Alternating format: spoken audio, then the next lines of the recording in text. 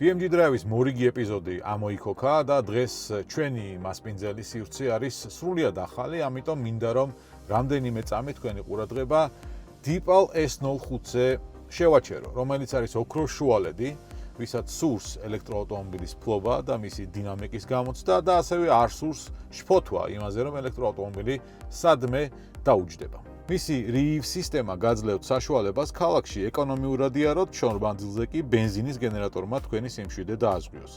ავტომობილი გამოირჩევა დახვეწილი აეროდინამიკით და ჭკვიანი სალონით, სადაც Snapdragon-ის ჩიპი smartphone-ივით სწრაფ ინტერფეისს მართავს. თუ ამ ყველაფრის ერთად გამოცდა გსურთ, ჩანგან ჯორჯიას უნდა მიმართოთ, test drive-ზე ჩაეწეროთ და მარტივად დარწმუნდებით ჩემი სიტყვების სისწორეში. ახლა კი გვანცაგო ძირიზე გველოდება, დავიძრათ მისკენ.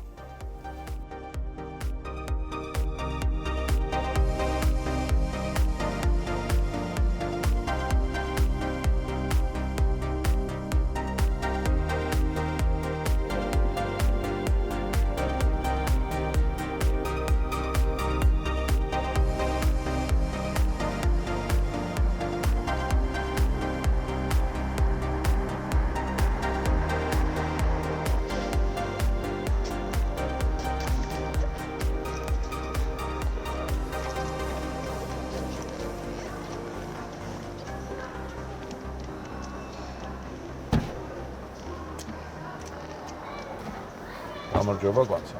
გამარჯობა. როგორ ხარ? კარგად თავ? კარგად, მადლობა. გვანცა, მადლობა დრაივში სტუმრობისთვის. Coca-Cola ან წყალი შეგიძლია მიირთვა გადაცემის მიმდინარეობისას. პირველ რიგში, როდესაც რაიმე ტიპის კრიზისია მსოფლიოში, შეიძლება რეგიონშიც პირველი რაც აისახება, ეს არის ტურისტული მიმართულებები, მათ შორის ავიაკომპანიები, ტუროპერატორები და შემდეგ. როგორ ახართ? Voyager 365 როგორ გაიარეთ ეს პერიოდი და დღეს რა ხდება? ხო, მე ხუმრობ ხოლმე მაგაზე, რომ აი ფოთოლი რო ჩამოვარდება ჩვენზე ისახება ისიც საბოლოო ჯამში, იმიტომ რომ ძალიან მიმმული ვართ საერთაშორისო გეოპოლიტიკურ თუ პოლიტიკურ მოვლენებზე და საერთოდ ყველაფერი ჩვენზე აისახება ხოლმე საბოლოო ჯამში. ეხა უკეთ ვართ, მაგრამ არ ვიყავით კარგად. საკმაოდ კრიზისული ეტაპი იყო, იმიტომ რომ რაღაცა პარასკევს დავიძინე, მშვიდობა იყო, კარგად მიდიოდა ყველაფერი და შაბათს გავიღვიძე და ომი დაიწყო და ბირჟები დაიხურა და ომი დაიწყო. და ველოდებოდი მე პირადად რაღაცა 3-4 დღეში დაამთავრებდნენ, მაგრამ საუბედუროს ტრამპს სხვა გეგმები ქონდა. კი. შესაბამისად, კრიზისული ეტაპი იყო, რომელიც გავიარეთ, ძალიან ბევრი გაუქმებული ფრენა იყო. ლოგიკურია, ყატარის თვითონ ყატარი, დოჰა და შარჟა და დუბაი არის ჰაბი. და სწორედ აქედან ხდება საერთაშორისო ფრენების დიდი ნაწილი, რომელსაც ჩვენ ვიყენებთ და საქართველოს მიმული არის ამ ყველაფერზე და პირდაპირ მანდ მოხდა შეტევა. კი, აი პირდაპირ ჰაბებს დაარტყეს და შესაბამისად ძალიან ბევრი მგზავრი ჩაგვრჩა ტაილანდში, მალდივებზე, ბალიზე, სხვა ქვეყნებში და შარჟაში და დუბაიში და ყატარში მით უმეტეს და შესაბამისად ძალიან კრიზისული ეტაპი იყო, რომელიც გავიარეთ. ფინანსურად დამაზიანებელი იყო მიღმა კი, ფინანსურად დამაზიანებელი იყო, იმიტომ რომ ქონდა მაგალითად დაგეგმილი 4 ჯგუფური ტური, სადაც უნდა ყოფილიყო ფრენები ყატარის გავლით. გადახდილი ქონდა აბსოლუტურად ყველაფერი, ავიაბილეთების ღირებულებას და თვითონ მაგალითად აი ვიეტნამის ჯგუფური ტური ქონდა, სადაც გამოსყიდული ქონდა აბსოლუტურად ყველაფერი.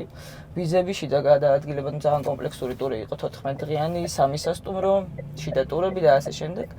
და მოგვიწია ამ ჯგუფური ტურის გაუქმება და არა მარტო ამ ჯგუფურის, რამდენიმე იაპონია გაუქმდა, ვიეტნამი გაუქმდა და ლოგიკურია ფინანსური ზარალი მიადგა კომპანიას, ანუ იყო რაღაცა სერვისები, რომლის დარეფანდებაც, ესე ვთქვათ, ვერ მოხდა ფიზიკურად და ჩვენი ზიანი იყო. ასევე ვთქვათ, აი ტაილანდში, მალდივებზე ჩარჩენილი მგზავრების შემთხვევაზე რა ვილაპარაკოთ, სახელმწიფოს არ ქონდა არანაირი პასუხისმგებლობა. შესაბამისად ჩვენი მხრიდან მოხდა ადგილზე სასტუმროების ანაზღაურება, დამატებითი ბილეთების მოძიება, ნაწილმა მგზავრებმა თვითონ შეიძინეს ეს ავიაბილეთები, ნაწილს ჩვენ ვუყიდეთ, მოახერხებდნენ ჩარიცხვას და მოკლედ რა თქმა უნდა ფინანსურად კრიზისული ეტაპი იყო. ყველანაირი турბულენტობა გაქვთ გავლილი, მოკლედ ტუროპერატორებს. ჩვენ პანდემიის დროს გავიხსენით 6 თვით ადრე, 7 თვით ადრე შესაბამისად. 18-ში დაიწყეთ. და პანდემიაც გავიარეთ, უკრაინის ომის გავიარეთ და ეხა ეს ეტაპი და დღეს რა ხდება? როგორ დღესაც არ არის ახლა დამშვიდებული ვითარება, იქ ავიამიმართულებით საწოლზე გაძვირებულია ფასები, ბევრი ავიაკომპანია საერთოდ აუქმებს რაღაც ფრენებს, Lufthansa 20,000-იო საერთოდ ოქტომბრის ბოლომდე. მოკლედ როგორ გადავაგდით და რა მიმართულებებია დღეს თქვენთვის პრიორიტეტული? ჩვენთვის და პრიორიტეტული ამ ეტაპზე არის ევროპის მიმართულებები. რა თქმა უნდა გააქტიურდა თურქეთის მიმართულება, რომელსაც ველოდებით ხოლმე და ყოველ წელს აქტუალური ხდება, იმიტომ რომ მაისიდან უკვე იწყება ჯავშნები ანტალიის, ბოდრუმის მიმართულებით, თურქეთის რივიერის მიმართულებით ზოგადად რასაც ვყიდით. ევროპა არის საგრძნობლად გააქტიურებული, იმიტომ რომ ადამიანებს გონიათ რომ უფრო მეტად უსაფრთხოა ლოგიკურია, შესაბამისად ჯერჯერობით ჩაიხურა აზიის მიმართულებები. თუმცა სეზონიც უკვე აღარ გვიწყობდა ხელს აზიის მიმართულებებზე, ხომ არ საფხულში მხოლოდ არის ბალის მიმართულება შეიძლება იყოს აქტუალური ან ზანზიბარის მიმართულება, დანარჩენი აზიის მიმართულების სეზონი, ესე ვთქვათ, უკვე ამოწურული არის. გადავლაგდით ძირითადად თურქიშზე. იმიტომ რომ სხვა გზა არ ქონდა, ეს ყველაზე უსაფრთხო მარშრუტი ამ შემთხვევაში არის თურქეთის გავლით ან თურქეთის ავიარეისებით სარგებლობა უფრო უსაფრთხოა და ლუფთანზას ჩვენ ამიტომაც ნაკლებად ვედობით, იმიტომ რომ ჩაიხსნა კონკრეტული რეისები და ძალიან მაღალი რისკია, მოკლედ რომ ეს ავიაკომპანია ჩვენ ამიღოთ საკუთარ თავზე ეს პასუხისმგებლობა გავყიდოთ და მარცხ მომხმარებლებს არ ურჩევ რომ ესე თავისით შეიძინონ ამ ავიაკომპანიის ბილეთები, იმიტომ რომ მაღალია რისკი იმის რომ ჩაიხსნას კონკრეტული რეისები ან ვერ შესრულდეს და მე იმ ბიუჯეტიც ძალიან რთულია ხოლმე რომ რაღაცა იმ მიმართულებაზე შეიძინო სხვა ავიაკომპანიის ბილეთი, მით უმეტეს როცა ფრენანი დარჩენილია 3-4 დღით ადრე გიუქმებენ და ფორს მაჟორში ვარდები შენც. ხადი. ერთ-ერთი ყველაზე გრძნობიარე სექტორი, მე გულისხმობ ფასების მიმართულებით არის ტურისტული მიმართულება. როგორც ავიაკომპანიების ნაწილში რომ მათ ესეც ვერ ზდიან ფასებს, რაღაცა პირობითად, როგორც საწვავი გაძვირდა რაღაცა 50%-ით, ესე ვერ გაზრდიან ფასებს და მეორე მხრივ ტუროპერატორები თქვენც მაჩვენე, ესე ვერ გაზრდი ფასს. ლოგიკურია. გამორიცხულია ადამიანები, ყველაზე გრძნობიარე მაგ ნაწილში არიან, რომ უბრალოდ დარჩება სახლში და არ წავა რა, არ გაიღებს ამ ხარჯს და როგორ ახერხებთ ახლა ბალანსს? 2025-ში გაძვირებული იყო რაღაც მიმართულებები, 26-ში არის ზრდის ტენდენცია ესე მოკლე პერიოდში? თუ არა ჭირს? ყოველ წელს ზვირდება. და ეს ამავდროულად მე ეს ვამბობ ხოლმე რომ დამოკიდებულია ჩვენ ამ სერვისს ლოგიკურია ვიძენთ დოლარში და ევროში. შესაბამისად, ანუ ლარის მიმართება ევროსთან და დოლართან არის ძალიან მნიშვნელოვანი ფაქტორი ჩვენთვის, რაც ავტომატურად იწვევს გაძვირებას, იმიტომ რომ კურსი ან ლარი გაუფასურებულია ამ შემთხვევაში უფრო მეტად ვიდრე თქვა წინა წელს იყო. შესაბამისად ლოგიკურია ფასები ზვირდება. მომატებულია ღირებულებას დაახლოებით 30% და 40% და ველოდებით რომ უფრო მეტად გაიზრდება ამის ღირებულება, იმიტომ რომ უკვე ავიაკომპანიები აძვრებენ, უკვე გააძვირეს შესაბამისად თურქეთის ფრენებზე აღარ ვსაუბრობ, იმიტომ რომ ფაქტობრივად მარტო რო დარჩა რეგიონში ორმაგი ყირდა მისი ავიაბილეთები. თურქის სარგებლობს ახლა მოცემული. კი, აი, ყველა საუკეთესო პოზიციაში აღმოჩნდა, მე ესე მგონია. ხო და ველოდებით გაზრდას, მაგრამ მაინც მგონია რომ აი მოგზაურობის ტენდენცია მაინც არის, ვერ ვიტყოდი რომ დაიკლო მომართვიანება, არ უნდათ ან არ სურთ მოგზაურობა, ან არ იხდიან აი გაძვირებულ ღირებულებას საბოლოო ჯამში ეს ადამიანები მაინც მოგზაურობენ, უბრალოდ ეს ღირებულება ლოგიკურია, მომატებულია, მაგრამ სადამდე წავა ეს რეინჯი ამ პროგნოზირებას აი ხა ამ ეტაპზე ვერ ვაკეთებთ, საბოლოო ჯამში უკვე პოლიტიკურ მდგომარეობაზეა ეს დამოკიდებული, რამდენად სწრაფად დამშვიდდება სიტუაცია რეგიონში. ხო, ეგ მნიშვნელოვანია. ადამიანები მაინც ნებისმიერ შემთხვევაში უფრო ღირებული მათთვის დასვენება და მენტალური მდგომარეობის გაუმჯობესება, ვიდრე შეიძლება ღირებულების ზრდა, თუმცა ეგეც რა თქმა უნდა ძალიან მნიშვნელოვანი ხარ დამწყვეტია. თუ ვერ გაწვდები, უბრალოდ ვერ წახვიდე. არა, ხო, ლოგიკურია. აქ ხა საუბარი არის საშუალო და მაღალ სეგმენტზე, რომელიც მაინც ახერხებს მოგზაურობას.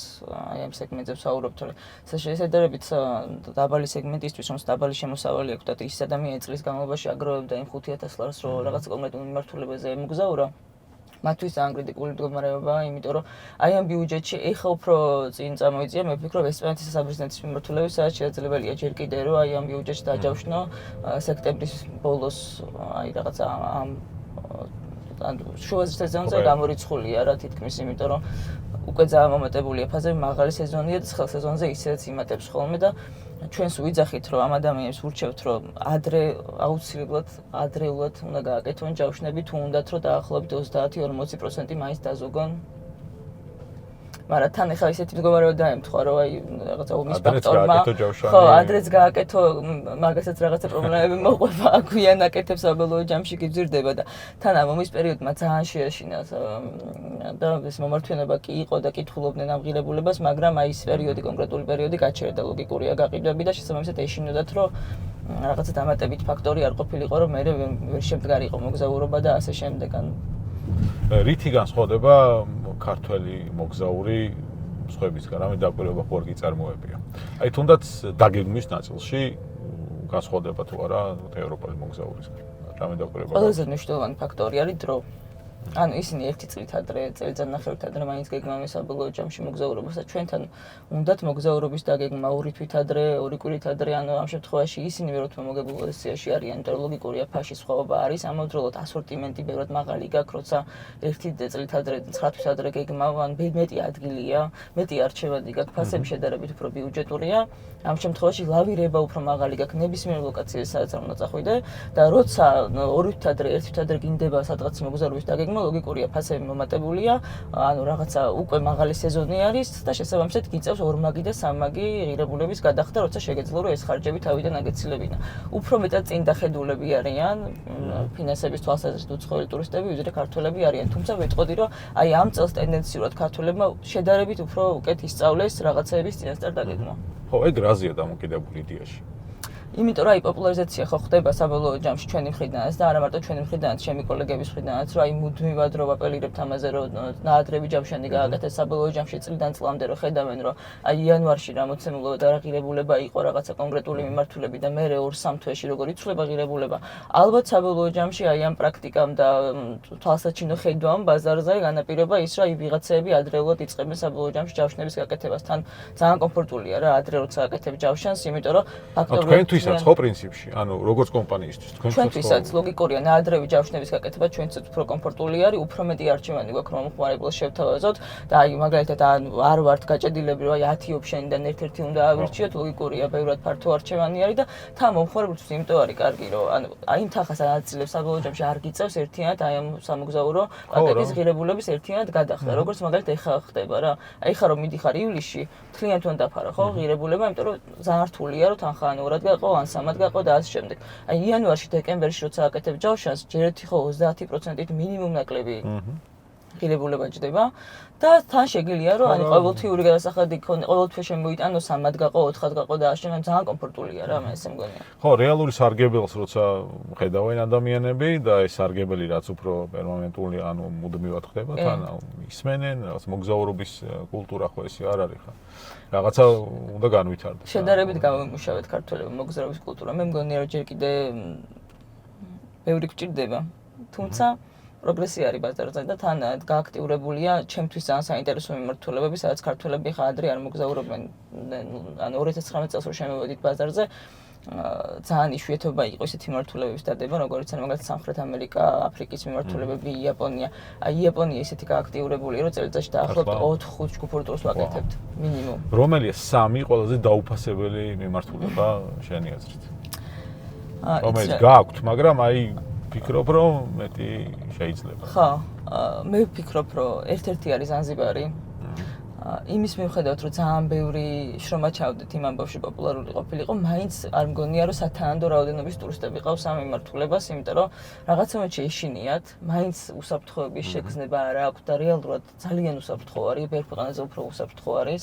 და თავს იკავებენ. ჟღერადობა აქვს რაღაცნაირი თუ რა. ხო, აი თავს იკავებენ, გონიათ რომ არ არის რა უსაფრთხო და არ არის საინტერესო ან მარტო რაღაცა საფარის ან ცხოველების ანახავთ მე ჩახვიდე ამ მიმართულებას და რეალურად ანუ მალდივების თანატოლია ჩემთვის იმიტომ აბსოლუტურად იგივე ოკეანე აქვს, იგივე სანაპირო აქვს და ბუნებრივი გამწონება აქვს ბევრად მეტი და საბოლოო ჯამში ბევრად კაი ვაიბი აქვს რა ვიდრე მალდივებს ხო მალდივები ძალიან ჩილია. ამიტომ ზანზიბარზე ვიტყოდი რომ დაუფასებელი არის. ეხა ვიყავი სამხრეთ აფრიკაში, კეიპთაუნში და ვიტყოდი რომ დაუფასებელი მიმართულება აუცილებლად პოპულარული უნდა გახდეს, მე ესე მგონია, იმიტომ რომ აი ყველა მოლოდის გადააჭარბა. არ მქონდა ისეთი მაღალი მოლოდინები და საბოლოო ჯამში აი ყველას ურჩევ რომ შედარებით მაღალ ბიუჯეტურია, თუმცა ურჩევდი რომ იმოგზაურონ კეიპთაუნში აუცილებლად. და მესამე ალბათ დაუფასებელი მე უფრო აზიის მიმართულებებისკენ მივდივარ. ალბათ ჯერჯერობით ვიეტნამი არის დაუფასებელი, იმიტომ რომ პოპულარობა არ არის მაღალი გაზრდილი, მაგრამ მე რაღაცა პროგნოზს ვაკეთებ, რომ მომავალი წლისთვის უფრო მაღალი მომართვიანობა გვექნება ვიეტნამზე, იმიტომ რომ აი ბევრი ინტენსიური ტური გაკეთდა უკვე. ხო, ვიეტნამს ისე ზოგადად ტურისტებში ნამდვილად არ უჭერს. ხო, არა, ზოგადად არ უჭერს. კარგი ტურისტული მიმართულება. და ასევე ჩინეთი. 3 ყველაზე მოთხოვნადი რომელიც პრინციპში იმსახურებს რა, შენი აზრით? ბრაზილია არის მოთხოვნადი და ჩემთვის არ იმსახურებს. ვა. რიო? ხო, აი რიო, ბრაზილია ძალიან დიდია, ძალიან ბევრი კარგი ადგილები აქვს, ასე ვთქვათ, ქალაქები თუ კუნძულები თუ ასე შემდეგ, მაგრამ აი კონკრეტულად რიო ჩემთვის არ იმსახურებს იმ ყურადღებას, რა ყურადღებაც აქვს საბოლოო ჯამში. დაფასებული ასევე იაპონია და 10-დან 10-ია ეს მიმართულება და ჩემი აზრით იმსახურებს ამაზე მეცაც. და მესამე ალბათ, ევროპის მიმართულებების ნაკლებად ვსაუბრობ, მე ძირითადად აზიის მიმართულებით მიყვარს და შესაბამისად ამ მიმართულებით, მაგრამ თუმცა ევროპაში, ხო, იტალიას ვიტყოდი, რომელიც აი ყოველ ჯერზე მაინც სუტოპშია, ხო? სუტოპ არის რა. რამდენჯერაც არ ჩახვიდეს, უგინდა რომ აქ ქვეყანაში დაბრუნდე, ჩემთვის მაგალითად ეგეთი მიმართულება არის, რომ ამოუწურავი არის, ხო, არა მარტო ჩემთვის, ზოგადად ქართველებს ხა ძალიან უყვართ იტალია და განსაკუთრებით სამხრეთის ნაწილს გამოვყოფდი, მე ძალიან ბანალური რო არ ვიყოთ და ჩრდილოეთისკენ რო არ წავიდეთ მილანი, რომი. ხო. სამხრეთი ბევრად უფრო საინტერესოა და მე ვურჩევდი რომ სამხრეთის მიმართულებისკენ უფრო გაიწიონ ვიდრე ჩრდილოეთისკენ. სარდინია, ტოსკანა, ბევრი მიმართულება. მსოფლიო ჩემპიონატია წინ, რამეს გეგმავთ მაგ მიმართულებით, გექნებათ ტურები თუ არა? გვაქვს უკვე ტურები ამ მიმართულებით გაყიდვები ჩვენ დავიწყეთ უკვე ფეხბურთის ბილეთები, შესაბამისად ვთავაზობთ ყველა კატეგორიას, ყველა მატჩზე. ამერიკა, მექსიკა, კანადა, ყველგან? კი, ყველგან აბსოლუტურად. იცი, ეხა ხელი შეგვიშალა უბრალოდ სავიზო პროცედურებმა ამერიკამ ყველამ შეეცოდინება რომ გაამკაცრა და მოხსნეს ეს 10 წლიანი ვიზების გაცემა და საბოლოო ჯამში თან ძალიან დაბალი მაჩვენებელი აქვს. ფაქტობრივად არავისთვის არ მიუწიეთ ეს კონკრეტული პერიოდი, ვიზა ვინც იყო გასაუბრებაში შესული და ამან ცოტა გაართულა და ადრე თუ ქონდათ იმის იმედი რომ აი ამის ფეხბურთის ბილეთი იყიდები და შედიოდი და ყველა ვარიანტში დადებით პასუხი ქონდა, შესაბამისად ეს მოცემულობაც ახლა შეიცვალა, მაგრამ მე მგონი რომ ძალიან ბევრმა ადამიანმა აიღო ვიზები, აქვს ქართველებს 10 წლიანი ვიზები საბოლოო ჯამში, იმიტომ რომ მაგის რეიტი მაღალი იყო და აი უფრო უვიზო ადამიანებზე ნაკლებად ხდება ახლა ფეხბურთის ბილეთების და მატჩის ბილეთების გაყიდვა. შესაბამისად ვიზას ვისაც აქვს და ადგილზე ვინც არის. პასუხისმგებლობას ხა მაგნაცეში ვერ აიღებთ ხო? არა, ხო, ჩვენ ზოგადად ვიზების ამბავში, ანუ არც ბრიტანეთი და ეხა ამერიკა არის ყველაზე რთული და ირლანდია და ამ შემთხვევაში არ ვიღებთ პასუხისმგებლობის ნაწილს. ეხა ჩვენ პასუხისმგებლობას ვიღებთ იმაზე, რომ სწორად იქნება ჩვენი მხრიდან სააპლიკაციო ნაწილი შევსებული, მაგრამ ძალიან რთულია, რომ პასუხზე აიღო.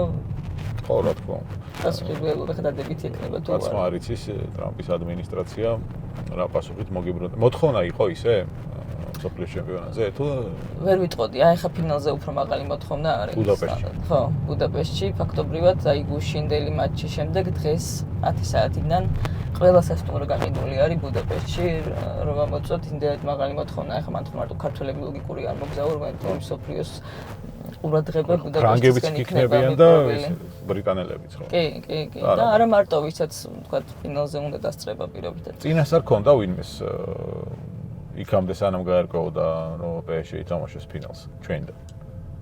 ბილეთები? ხო. კი. ჩვენ ერთი კვირის წინ უკვე ამის შესახებ დავწერეთ, რაღაცა ვიდეოც გადავიღეთ, შესაბამისად ჩვენ აუდიტორიას ვუთხარით, რომ უკვე გქონდა ფინალის ბილეთები და შეეძლოთ შეძენა და მაგრამ მაინც აი ხო ეს ქართველები მომეცედებიან, რომ აი ვინგავა, რომ გადაზღვეული იყოს. უნდა გაერისკათ. ხო, თუმცა მე მგონია, რომ იმიტომ რომ დაახლოებით 2000 ევროიანი სხვაობა მოგვცა უკვე ფაში გუშინდელი მართლა შემდეგ, ანუ 2000 ევროთი გაძვირდა. ერთი კვირის წინ რო შეეძინათ, ბეროთ ბიუჯეტური გამოვიდოდა. აი ამიტომ უნდა გჯეროდეს ადამიანს საკუთარი გადაწყვეტილება. თუმცა ხო, აი ძალიან საინტერესო თამაში იქნება და მე მგონია რომ ქართველები აქტიურად დაესწრებიან, თუმცა ვერ ვიტყვი რომ დაბალ ბიუჯეტური იქნება ამის ხო, არა, ვერ იქნება. ჩემპიონთა ლიგის ფინალი ზოგადად ისედაც არ არის დაბალ ბიუჯეტური მიმართულება და მით უმეტეს ახლა ხელა ინტერესია ისტორიული მატჩი. და მე ვურჩევდი აქვე რომ გადამყიდველებისგან თავი შეიკავონ და ნაკლებად გააკეთონ არჩევანი, რომ აი ვიეგო გოზნამის გავს საიტებზე ვთქვათ შეიძინონ, იმიტომ რომ ძალიან დიდი შანსია რომ გარეთ დარჩნენ, იმიტომ რომ ესეთ მაღალი მოთხოვნის ივენთებზე ხდება ავტომატურად გადაყიდვა მერიან ბილეთების 3ჯერ და 4ჯერ და რისკები მაღალი არის კი ბატონო, ამიტომ ჯობია რომ სანდო გამყიდველისგან შეიძინონ. კი ბატონო, როგორ რამოდენი გაქვთ 2026-ში, ანუ წელს როგორ ჩახურავ და კონკურენციაზეც მინდა კითხო. ადგილობრივ ბაზარზე. რამდენად ჯანსაღი და ისეთი რა, სამუშაო, მუშა, ასე ვთქვათ, ბაზარია დღეს ტუროპერატორების საქართველოში.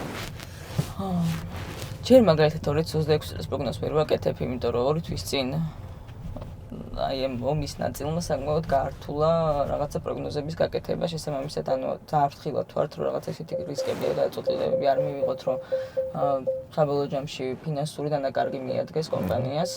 ამიტომ პროგნოზს 2026 წელს ფიზიკურად ვერ ვაკეთებ და მინდა რომ რაც დაგმილი გვაქვს ის ტურები შესრულდეს, იმიტომ რომ პასუხისმგებელი გვაქვს ლოგიკური ამ ადამიანთან აღებული და დამატებით რაღაცა პოლიტიკურ მოვლენებს არ ქონდეს ადგილი ჩვენს გარშემო. და რაც შეეხება კონკურენციას ზოგადად ბაზარზე, მე ვფიქრობ, რომ არ არის ჯანსაღი კონკურენცია, ადგილი აქვს დემპინგს ხშირ შემთხვევაში თან ძალიან მარტივია, რომ ამ სფეროში პირობითად როგორც ტურისტული კომპანია, ისე შემოხვიდე, იმიტომ რომ ლიცენზირება ჯერჯერობით არ ხდება. ხო, მე მაგალითად ველოდები 2027 წელს, როცა ამოქმედება კონკრეტული პროექტი და საბოლოო ჯამში მოხდება გაცხილვა კონკრეტული კომპანიების, რომლებიც დარჩებიან ბაზარზე, ესე ვთქვათ, და ჯანსაღი კონკურენცია გვექნება შემდეგ უკვე ერთმანეთთან, იმიტომ რომ აი დღევანდელი გადმოსახედით ძალიან მარტივია, რომ ტურისტული კომპანია გახსნა. ანუ გააკეთებენ რაღაცა გვერდს, ერთი ადამიანი დაждდება ერთი ლეპტოპით და საბოლოო ჯამში მე აი ისეთ ღირებულებაში ყიდის იმ სერვისს, რომ იმ სერვისის გადაზღვა შეუძლებელია და ის ადამიანი ადგება, მე გამოიცვლის სახელს, ან საერთოდ დახურავს. იქ ხო სექტორსაც რაღაცა საბოლოო ჯამში იმ კომპანიებს, რომლებიც ჩვენ ჯანსაღად ვოპერირებთ ბაზარზე და ჩვენთვის ძალიან მნიშვნელოვანია, ჩემთვისაც, ჩემი კოლეგებისთვის ძალიან ბევრი კარგი კომპანია არის ბაზარზე, მნიშვნელოვანია რეპუტაცია, მსგავსი ტიპის ქმედებები, ლოგიკურია. ძალიან აზიანებს ჩვენ სახელსა და ზოგადად სანდოობის მიმართულებით პრობლემას გვიქმნის. მე როგორც მომხმარებელმა მარტივად როგორ უნდა გავიგო, რომ არაკეთილსინდისიერ კომპანიასთან მაქვს საქმე. როგორ გავცხრივო ხა ბაზარზე არსებულები? იცი რა, ძალიან მარტივია რომ გაიგო იგივე მომხმარებლების გადმოსახედიდან, მომხმარებლის გადმოსახედიდან ძალიან მარტივია რომ გაიგო რომ შეამოწმა კონკრეტული კომპანიის რევიუები, Google-ის რევიუები, Facebook-ის რევიუები, როცა ხვდები რომ კომპანიის დახურული აქვს ფიდბექის არსად არ ჩანს მისი მომხმარებლების ფიდბექი ლოგიკურია რომ საეჭვო არის. ხა ძირითადად აქცევენ ხოლმე გამომწერების რაოდენობას ყურადღებას, მაგრამ დღეს ვფიქრობ რომ აღარ არის ეს მნიშვნელოვანი რამდენი გამომწერი გეყოლება და ეს ინდიკატორი ვერ იქნება რომ აუცილებლად სანდო კომპანია არის. უფრო მეტად ალბათ რევიუების საკითხი არის განამწყვეტი ფაქტორი, რომ აი შევამოწმოთ რამდენად კარგი ფიდბექი აქვს კომპანიას. ძალიან ბევრი კარგი და სანდო კომპანია არის ბაზარზე, სადაც შეუძლია მომხმარებლა ითამაშოს და ესე ვთქვათ, მისთვის სასურველი ტარიფი მიიღოს საბოლოო ჯამში, თუმცა არიან კომპანიები, რომლებიც აი ბევრჯერ დაიწერა ძალიან და რაღაცა ჩემთვის არის უფრო ლეგვის ნახარშის თემატიკა არის რა, ანუ აი 10 ჯერ რო გეუნებიან კვირაში და ბოლოს მაინც რომ მათთან ყიდულებ, ცოტა მგონია რომ პრობლემა გვაქვს. რუჯს რომ მაინც ლეგვის ნახარში. ის პერიოდი მთელი აი აგიტაციები რო ხდებოდა და მაინც რომ ლეგვის ნახარში ისხავდნენ ხოლმე თავზე რაღაცა ეგეთი პრეცედენტები ვთქვა. ტრაფიკინგში იყო ეს კომპანია და დღეს რო იქნება ხარ ისე. ეგ ის არის, ეგ სხვა პრობლემაა უკვე. მაგას ექიმები სჭირდება. ვანცა მადლობა სტუმრობისთვის BMG Drive-ში. მანქანა როგორ მოგეწონა შემოფასე გადაადგილებაში? ძალიან მომეწონა, ძალიან რბილად დადის, მე მანქანებში ვერ ვერკვევი, შემიძლია დიზაინზე გავუსვა. გავუსვი. აქცენტი გავაკეთო დიზაინზე, რომ ძალიან ლამაზია და ეს კონტრასტში და აუზირებაში. ინტერიერში და სალონის ფერსა და გარე მანქანის ფერს შორის მოკლედ ძალიან კონტრასტულია, ძალიან ლამაზია, თანასფერი ძალიან მომწონს, რომ ჩვენი ლოგოს ფერს გავსვა. მიხარია, რომ მიქემენ ხოლმე ავტობუსს. მადლობა, წარმატებები. ასევე 365 რთული წელია, მაგრამ გაუმკლავდებით, რა უნდა იყოს, რომ ვერ გაუძლოთ ამ ამბოს. მადლობა. სასიამოვნო იყო, მადლობა.